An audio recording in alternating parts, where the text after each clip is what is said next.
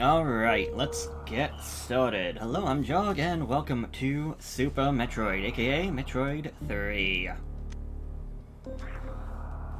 The first game I ever played in the Metroid series, when I stole my father's Super Nintendo, but not the first one I ever beat. Now before we move on, I just want to change up the controls. I'm using the Wii U. I'm using my Wii U, so Wii U gamepad. So I would like to use the left button for shooting, bottom for jumping, bleh. Right for dashing, item select, I think I'll take item select to be X, and then make cancel, no, item select X, item cancel select, and then up, down. And I would say, let's get this started. The last Metroid is in captivity. The galaxy is at peace. I really like this. If you've never played Metroid 1 or Metroid 2, this is a great way of pretty much understanding what happened. I first battled the Metroids on planet Zebes. It was there that I followed the plans of the space pirate leader, Mother Brain, to use the creatures... Pirate leader, Mother Brain, to use the creatures to attack galactic civilization. The creatures in... well, the creatures that she means, that being the Metroids. Although she's called the Space Pirate Leader, although we never see any Space Pirates in the first game.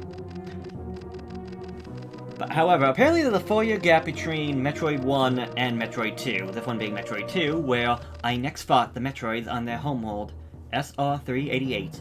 I completely eradicated them, except for lava, which after hatching, followed me like a confused child.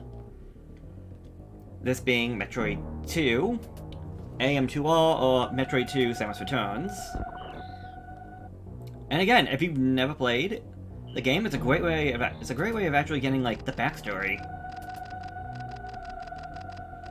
I personally delivered it to Galactic Research Station at Ceres, so scientists could study its energy producing qualities. Apparently, I can't speak.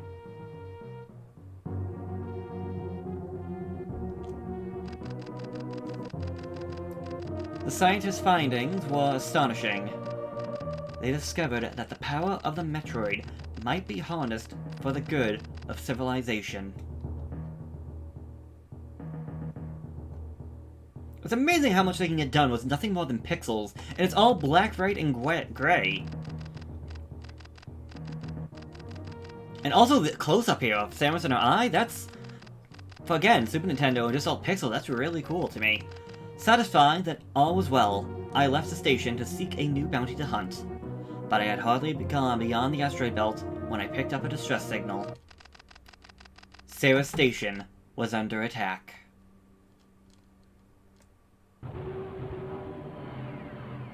And that's cool, the sound effect. I don't want to gush too much, because I like Super Metroid, but I don't think it's the best Metroid game, which I know is considered a cardinal sin.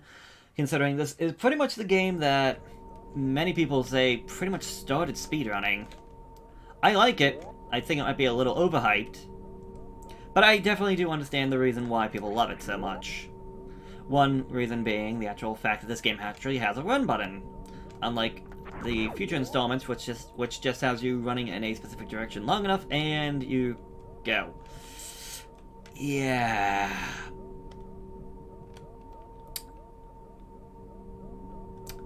these guys had a lot of strawberry jam, apparently. Also, they let the Metroid out. God dang it. Do you know how hard it was to get this thing to you guys? Amateurs! But they're not important right now. What is important is finding that Metroid. And here it is, the cute, adorable little thing. However, the door is locked. And the Metroid is not alone. Ridley! Back from the dead somehow! And here's a fight. There's two ways of going about all of this. One is being that you can try fighting him, and apparently it takes about 100 hits to, get him to move on. Or the other option is to take so much damage and then just...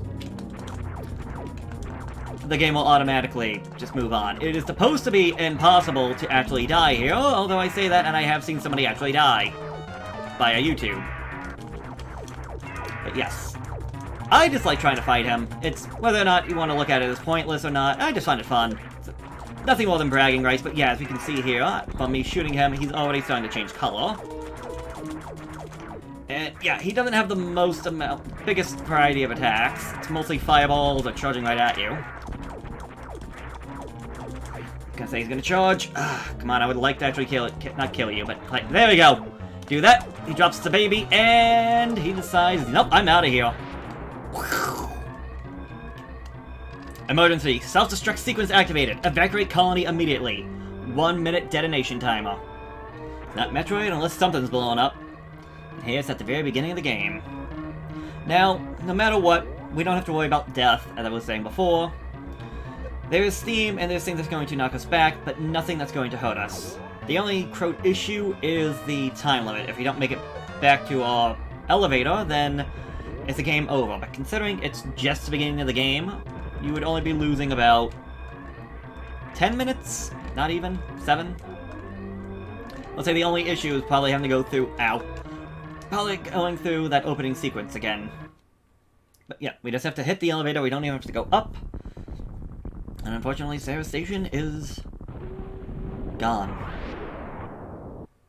Probably not the best idea to have it in the middle of an asteroid belt, but I guess the asteroids are so far out. Although, so panicked we are about asteroids hitting Earth.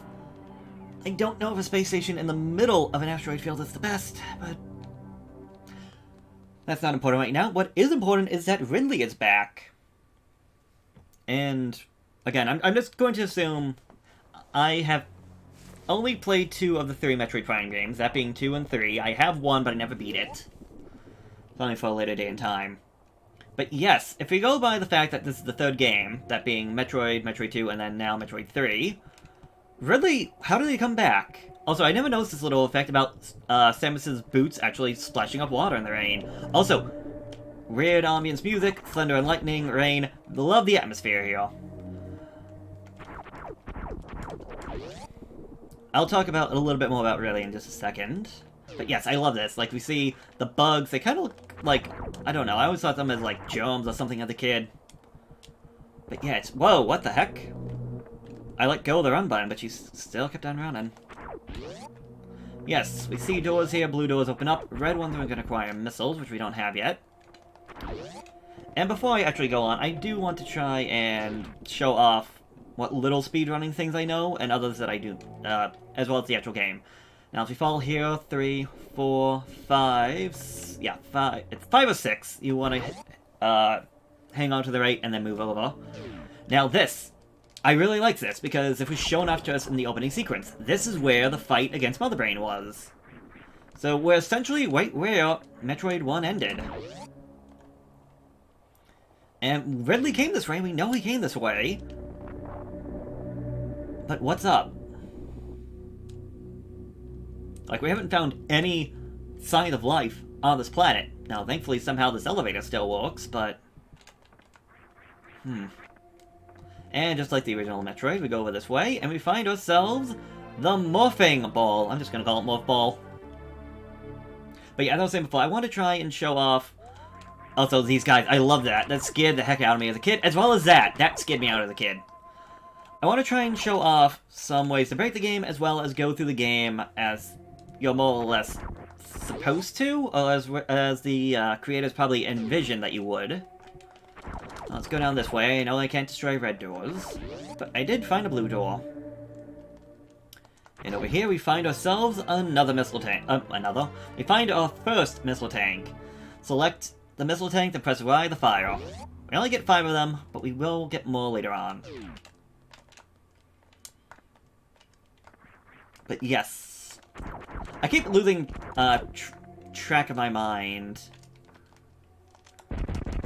But, because I keep wanting to talk about 5 different things, but forgetting every other one that it was.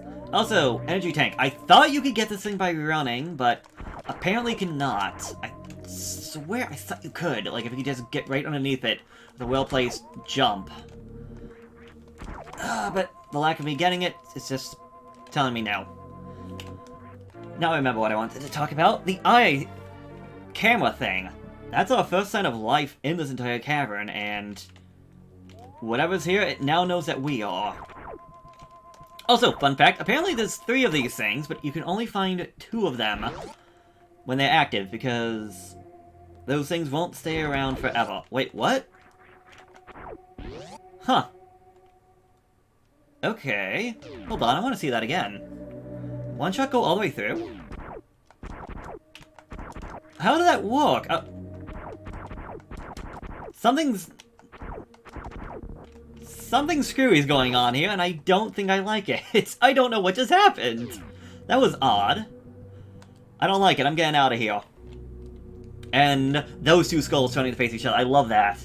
We are definitely not alone. The camera, the moving skulls, something is in this place, and I love this little bit of, like, spook, especially as a kid. It definitely scared me. Fog is gone. We're beeps and boops, but not that ambience. Because now we got, well, space pirates. So now we know life is here, and we know that the space pirates are here. And if you know Other M, we know there is cloning technology in, well, in the Metroid universe. So it is very likely the Ridley we found was nothing more than a clone of the original destroyed by Samus. At least that's my headcanon, because it makes no sense otherwise of how he survived, especially when you go with things like Zero Mission, where we know he's not only died, but we destroyed both Ridley and Mecha Ridley. And if you go by the Prime series, yeah, he's also dead in that. Oh well. Truly, this place has just gotten a lot more dangerous. Not only are the space pirates around, but so is the natural inhabitants and life of this entire planet. Anyways, since I know where I'm going, just gonna go into the Morph Ball, or Morphing Ball. I don't know why they would call it the Morphing Ball, that doesn't seem right to me. After calling it the Morph Ball for so long, so many times, reading Morphing Ball just, ugh. Feels like a sin. Huh, I didn't know they would go left or right. Anyways, I wanted to go over here, get myself some more missiles that we used to open up that door. Go over here and get ourselves some bombs. Go into the mothball mode and set it with the Y button. Huh. Let me out, please.